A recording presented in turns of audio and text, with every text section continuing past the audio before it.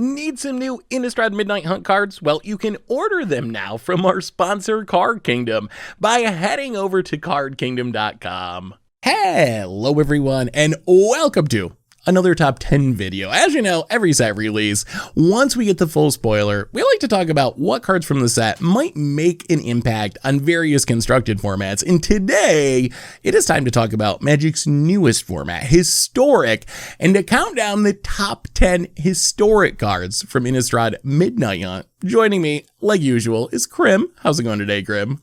Yo, Historic is a format that I've grown to love deep, like a whole lot. So I'm excited to go over the cards.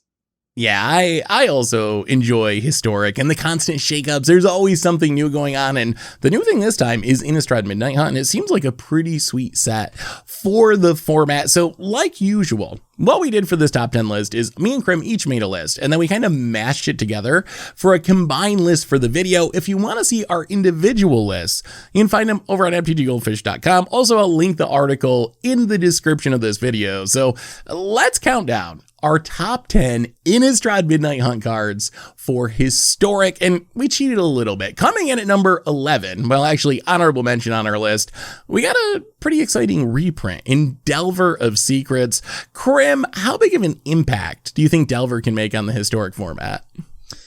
Okay, so Delver is a card that just gets better with the more, like in older formats, because there's just cheaper spells and there's lots of ways to like manipulate the top deck, right? So I think Delver is just going to be something that already has a home, because you're already seeing Dragon Rage Channeler in Historic. You see young Pyromancer decks. So naturally, this is just going to go in some kind of Prismari, if you want to call it that. Like some kind of tempo deck. And it's got the home kind of already built for it. And I also tried to think about like how, this was supposed to be legal with Brainstorm, and I think that would have been awesome. Well, I also have been thinking about how it was supposed to be legal with Brainstorm and also Dragon Rage Channeler. I don't know if awesome was the first thing that came to my mind. I would be so frightened. That's like a legacy deck. That's like legit, like one of the best decks in Legacy that we'd have access to. But yeah, I agree with you. I think Delver is probably going to make some sort of impact just because there's a lot of good support cards in the format. We have all the Strixhaven Mystical Archive stuff and Faithless Lootigs, so tons of spells, and we got ready-built shells playing Dragon Rage Channeler that you can just slot Delver of Secrets into. So if there's one format where this reprint is probably going to make an impact, I think I would pick Historic as the one where Delver will probably see the most play. Yeah. Let's move on to our top 10 list proper. Number 10 on our list, we have a card that I'm really high on, which is the MEATHOOK Massacre. So the MEATHOOK Massacre, double black and X, wraths away the board, giving each creature -X, -X, and then it's kind of like a Blood Artist effect. When a creature you control dies, your opponents each lose a life. When one of your opponent's creatures dies, you gain a life. And this is a card that I really, really like for a couple of reasons. For one, it's kind of like Bastion of Remembrance, which is a card that has actually seen a bit of play in the format. We've also seen like Blood Artists see play. Sure, you're not getting the full drain where you gain a life and your opponent loses a life when one of your creatures die, but it's still close enough. And honestly, the most important mode of Blood Artist is draining away your opponent's life.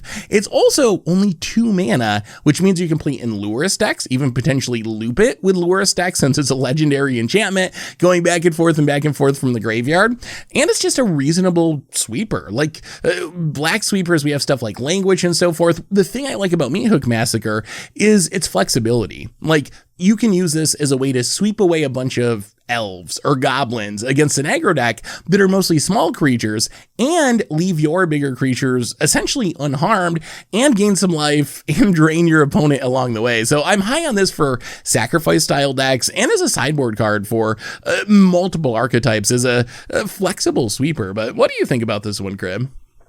Yeah.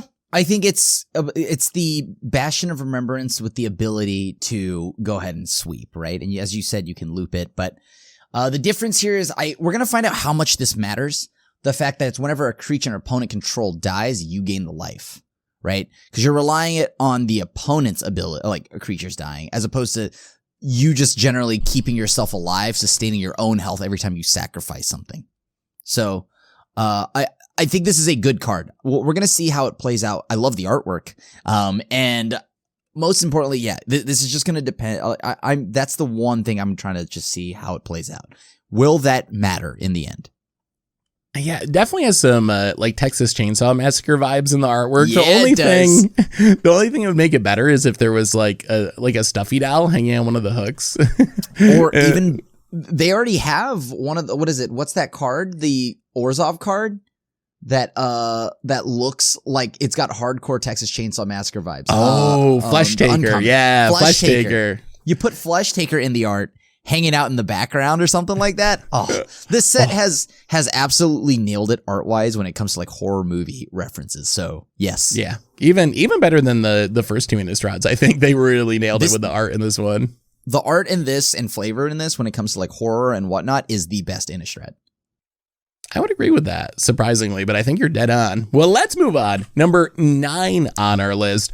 We got our first vampire, Florian VOLDAREN SCION, a little Rakdos 3-drop that can draw you some cards if you deal damage to your opponent. Crim, what do you think about this one?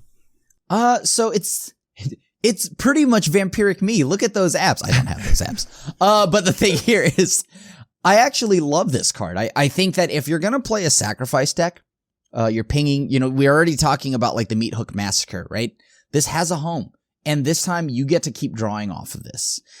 Pretty soon you can just cut green entirely, right? You don't have to go Jund except for like normally you would play it for the food package, which was nice, or maybe Cocoa. But this has a pretty good like built-in card advantage engine for that style of deck. And it's for life lost, right? It's not like damage or anything like that. It cares about life loss.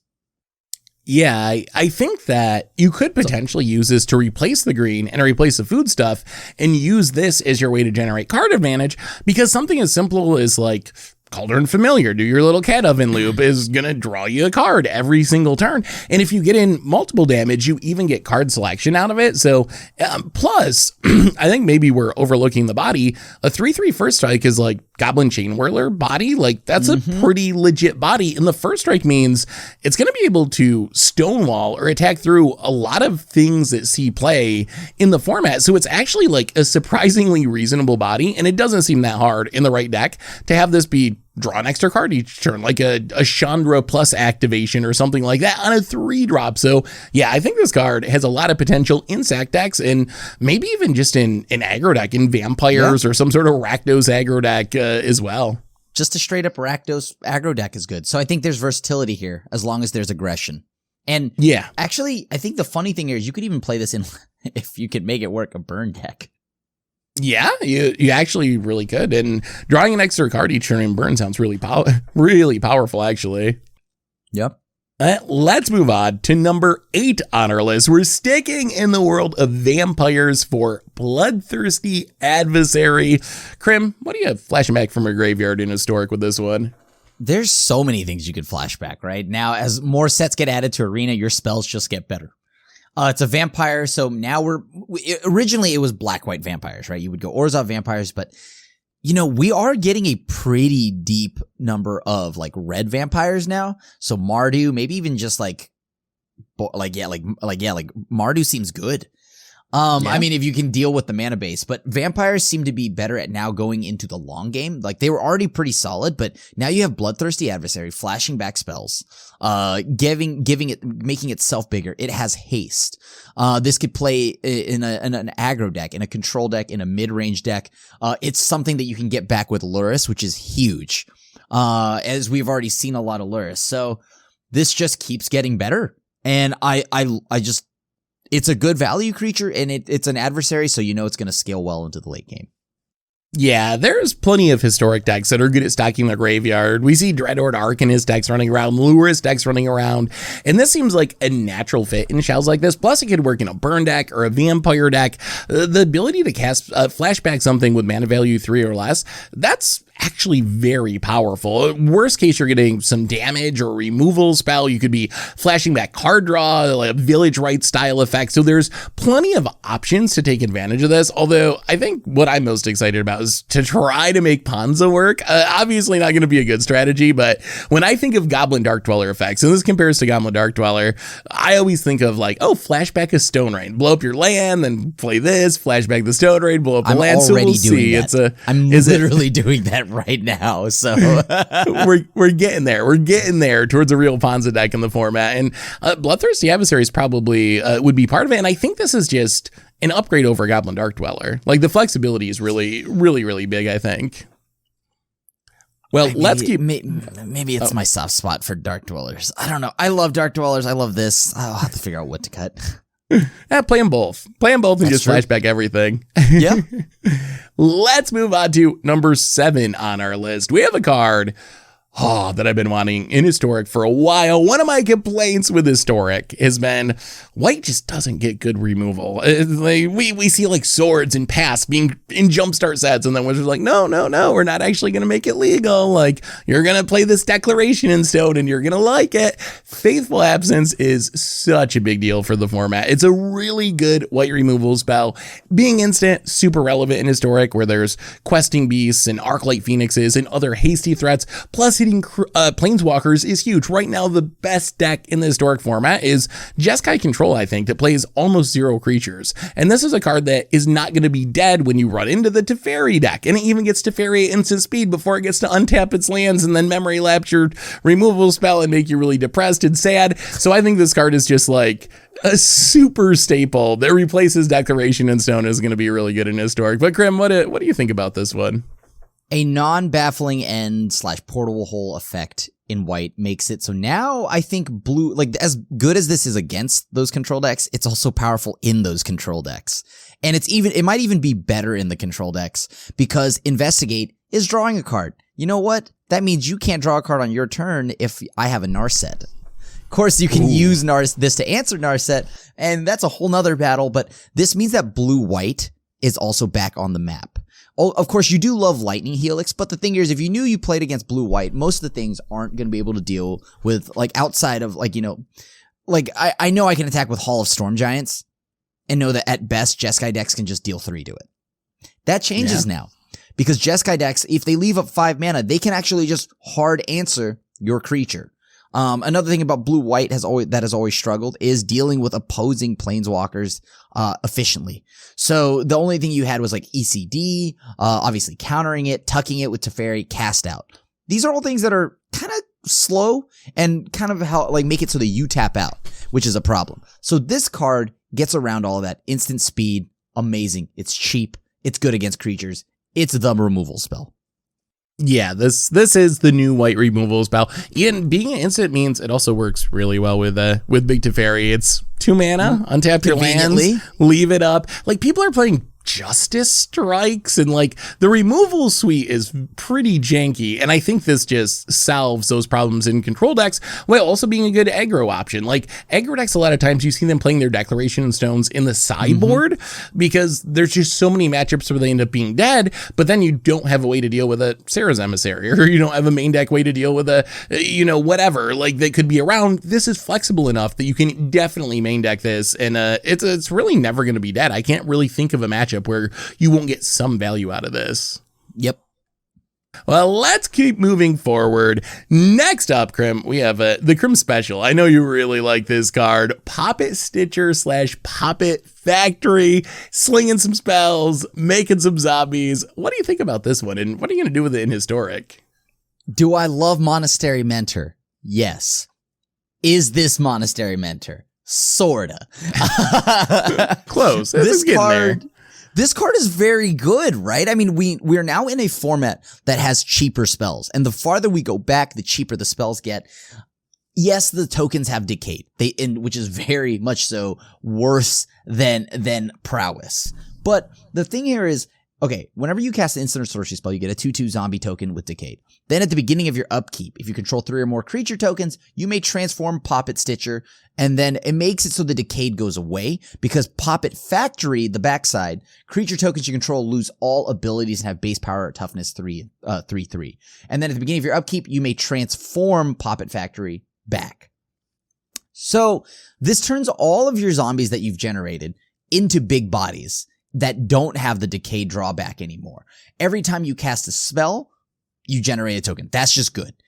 this is gonna go right into some kind of tempo deck, some kind of like Delver-y deck. You already have Dragon Rage Channeler. This will be your end game, you know, your late game, so you can pop it off if you would. Your pop it off, if you will.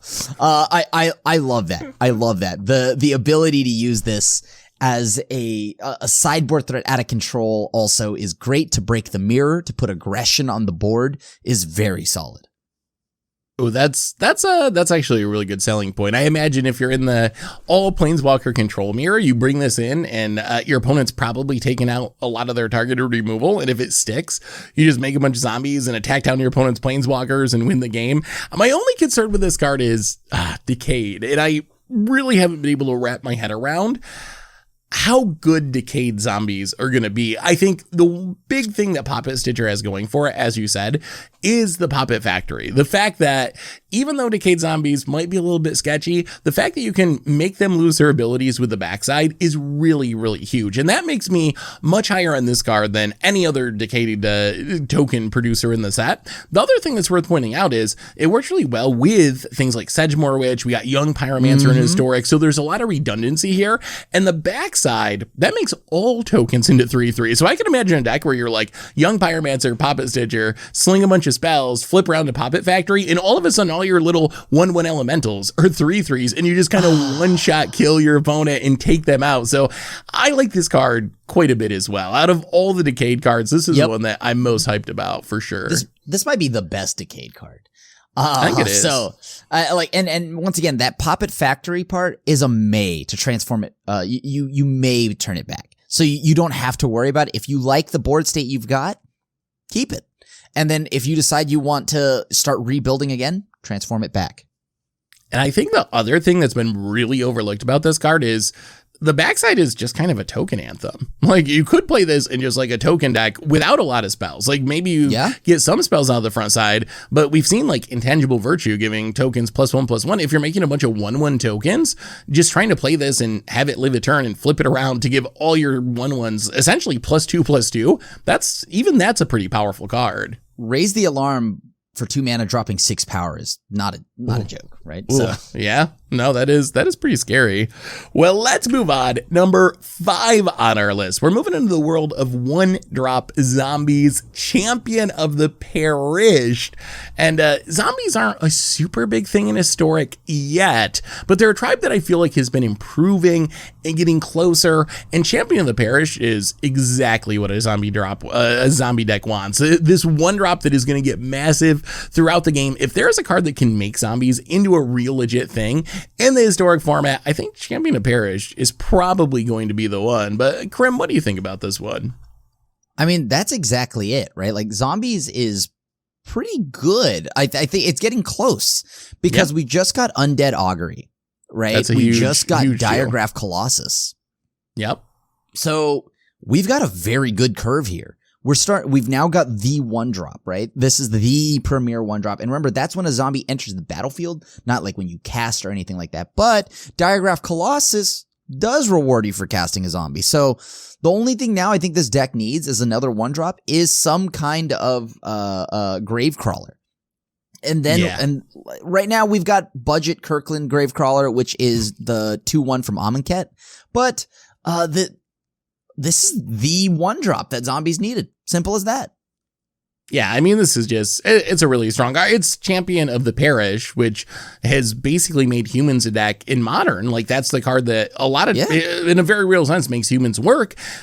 I don't know why this can't do the same thing for the zombie tribe, which in some ways is arguably even more or better suited to take advantage of a card like this than humans, because zombies is all about sacrifice in and out of the graveyard synergies. So it makes it really easy to keep growing this card when humans doesn't really do that to any great extent. So yeah, I'm super excited about this in some sort of zombie aggro deck or even some sort of zombie sacrifice style deck that could potentially be good in the format. Yeah. Let's move on to number 4 on our list. We're back in Adversary land with Intrepid Adversary, the white Adversary. And this one we talked about in Standard, just being a very good flexible card. I think that is also true in Historic, but it gets an extra little boost of power, which is recently, in just the last few weeks, I've started to see pretty regularly humans decks in the format, like mono white Thalia's Lieutenant style human aggro decks.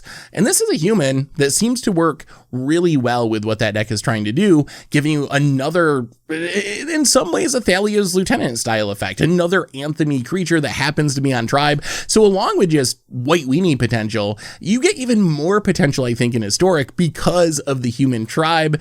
Crim, what do you think about this one? I mean, okay, right now, I've been playing on stream Orzhov humans and Esper humans, right? And it's been doing a really solid job because we just got Thalia's Lieutenant, finally, in Historic. Yep. Now we got Intrepid Adversary, which is another Anthem effect like Seth had mentioned, but this one scales, and it doesn't just go in humans. You have Selesnya Angels, you have all that stuff, right? So, I mean, it's kind of, maybe not as much in Angels because it doesn't fly, but you do have like Selesnya decks, right? And that are just Coco.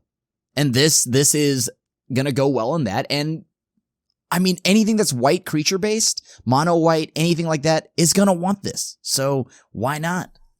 And I think the other sneaky aspect of this card, and really the whole cycle to some extent, outside of the green one, is they're all cards that you can play with Lurrus and kind of cheat on its restriction to some extent. Because Lurrus, obviously, your permanent's got to be 2 mana or less. This is technically 2 mana, but it's something that you can dump 6 mana, 8 mana into and scale throughout the game. So I think that's the other potential home for Intrepid Adversary, is some sort of Lurrus deck, go wide Lurrus style aggro deck. The more I think about every card we mentioned, the more I think maybe Lurrus is a mistake. Whatever. That's another topic. Oh, yes, I would agree with you, but that's outside of our range for today. Let's keep moving forward to number 3, the best Doomblade ever printed. Move over, Heartless Act. We now have Infernal Grasp. 2 mana instant, kill anything. You lose 2 life, sure, whatever. I don't even know how much there's to say about this card, but we're going to try. Crim, what do you think about this one? Losing 2 life.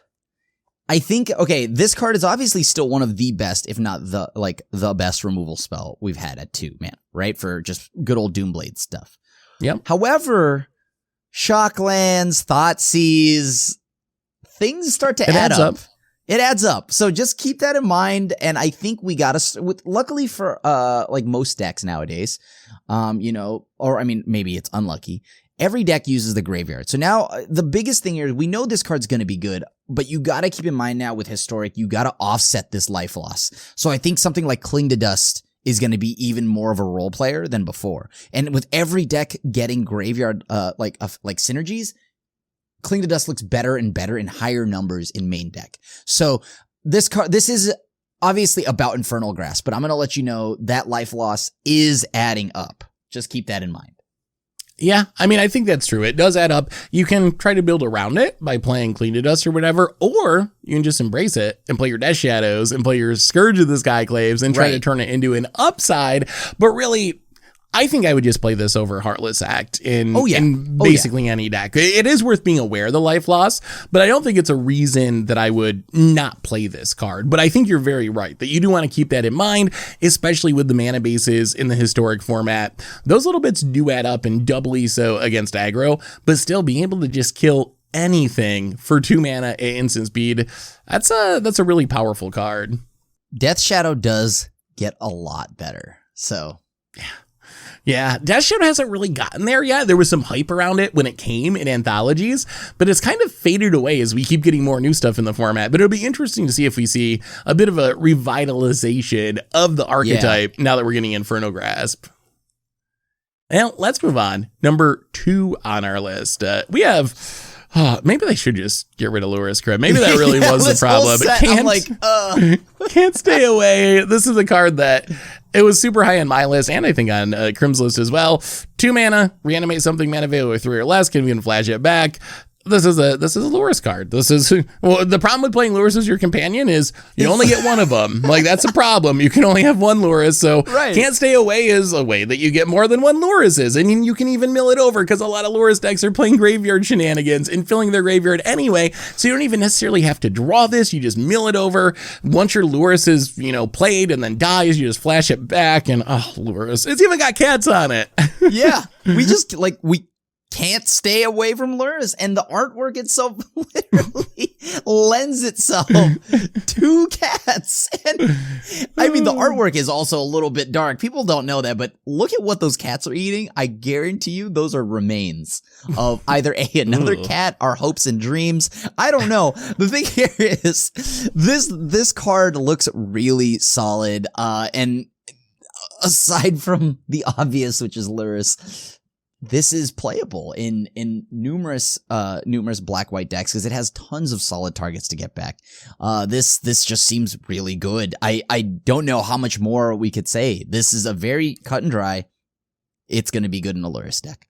Yeah, this is the Unearth, the best Unearth we've gotten so far for Historic. It trades up in value. You're spending 2, you're getting back a 3. Not quite as good as actual Unearth does, but I could imagine even playing this in. What about like your humans decks, Crim? Would you play this in a human deck just to like get back your Thalia's Lieutenant or a Lord or out of your sideboard in a deck like that? Like how far do you got to go down the graveyard path before you consider this? I think the thing with humans is you can only run so much non-creature stuff. So you're either playing Dire Tactics or this. Maybe this is something you sideboard out of humans and you move it from like, okay, Dire Tactics not good here. I'll swap that around. Yeah, I could see maybe zombies, white-black zombies have the graveyard synergies and the Stitchers suppliers. I think definitely zombies. Now that's nice. Oh, yeah, that's a good place for it. If you can mill this over, I think it's definitely at its best. And that's something to keep in mind with all these new flashback cards. If you get them in your graveyard without drawing them, it's kind of like drawing an extra card, essentially. So in another reason to play more graveyard hate in the Historic format, another upside of Cling to Dust, being able to snipe the reanimation targets of things like Can't Stay Away. Yeah. Well, let's move on. Number 1 on our list, the very best Historic card from Innistrad Midnight Hunt. We have a random common, and that is Consider. But really, how could we not have this card on the top of our list? It's one of the best cantrips that has ever been printed. Opt is Can you already guess what deck it's going to go staple in, by the way? of the format. Crim, what deck in Historic might want an effect like this? Actually, okay, as much as I'd like to put Luris as the poster child for like anything right now, like our whole list synergizes with Luris. It does. But this is just a super opt. And I think the Surveil here is much better than a Scry. So this is just any deck that's already playing opt, you just play this over it. Control deck. Yeah. A Luris deck, a tempo deck, any kind of deck that has opt or just wants some graveyard stuff, like a Phoenix deck. This is the card. This is the premier card. This is good in standard, but this gets better and exponentially better every format we go back farther because, once again, the graveyard is really our second hand. So if we may not be able to use it now, but we'll find a way to use it later. We just got a ton of flashback stuff, so that just, once again, this goes in every deck that can play blue, pretty much. Yeah, like it is. I don't want to say strictly better because that's not technically true, but really it is basically strictly better opt. Any deck that was playing opt, this is either going to be played alongside opt or instead of opt, and it goes up in value with some of the cards that we just got in Historic Horizons, like Dragon's Rage Channeler. We already have like Izzet decks that are playing ops and trying to fill their graveyard for Dragon's Rage Channelers and Arclight Phoenixes or Sprite Dragons. So it has a ready-built top-tier home, and it's just a very solid card, milling over stuff for your Luris. We talked about the red Adversary, wanting to flash back cards. Like, there's so many different graveyard synergies that this enables, and it's just a 1-mana cantrip, which is something that's proven itself to be powerful across formats through Magic's history. So, yeah, not much more to say about it, but it's I'm glad it's common because this is a card that everyone's going to need in their collections. We'll see how much you say that after it comes out, because it is going to be common quite literally as a rarity, but it's going to be common that you play against this too, because this is the premier. Like, I think this is the 1-mana cantrip of Historic. With no longer having Brainstorm. Especially now, especially now that Brainstorm's gone. I think this really is. So God, just a really solid and card. Consider it could have been in a format. Oh, that would have been so good. Yeah, good. Why must you take my toys from me? Okay, that's fine. Well, on that note, I think that brings us to the end of our top 10 Innistrad Midnight Hunt cards for Historic. Call it what it is. Our top 10 cards that play well with Luris. There it is. Yes, our top 10 cards that play well with Lurrus in Historic. So, Crim, thanks for hanging out and doing it. It's always so much fun. Yes, it's awesome being here, Seth.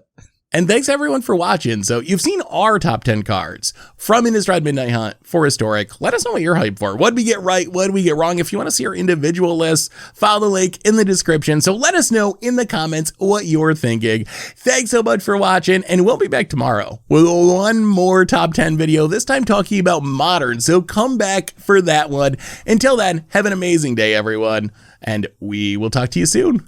Looking for even more Innistrad Midnight Hunt coverage? Well, you could check out some of our other awesome videos here and here.